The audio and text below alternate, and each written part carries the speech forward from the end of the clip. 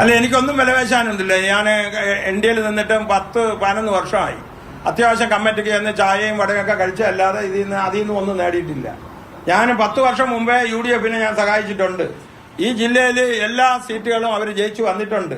അവരെ ഒന്നും ഞാനൊരു ചായയും വാങ്ങിച്ചു കുടിച്ചിട്ടില്ല. ഇനി 62 വയസ്സായ ആൾ ഇനി ബാർഗൈൻ ചെയ്ത് കൂടുതൽ എടുക്കാൻ ഒക്കൂ എന്ന് ഞാൻ വിചാരിക്കുന്നില്ല.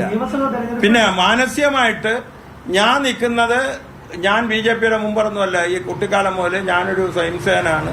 എന്നെ വളർന്നതും വളർത്തിയൊക്കെ അവരാണ്. അവരുടെയെങ്കിലും ഒരു അറിവ് ഞാൻ എങ്കിലും നേടണ്ടേ? അല്ല, ഞാൻ ഇത്രയും കാലം പ്രവർത്തിച്ച ആളുകളെ വലിച്ചെറിഞ്ഞിട്ട് ഞാൻ പോകും.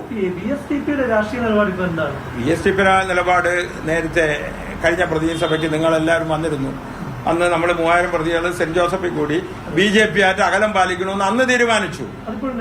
അത് എടുത്തിട്ടില്ലല്ലോ. BJP ആയിട്ട് അകലം പാലിച്ചാണ് നിൽക്കുന്നത്.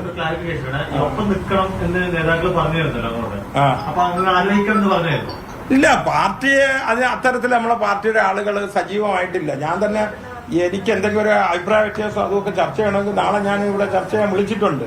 ഞങ്ങൾക്ക് ഇയാൾക്ക് അഭിപ്രായ വ്യത്യാസമുണ്ട്. ഈ ഇത്തിരിയും രൂപയൊക്കെ ചില കഷ്ടപ്പെട്ട് പ്രവർത്തിച്ച ആളിന്റെ വോട്ട് വേറെ കൊടുക്കുമ്പോൾ അയാൾക്ക് അഭിപ്രായ വ്യത്യാസമല്ല. അത് അഭിപ്രായ വ്യത്യാസമുണ്ട്.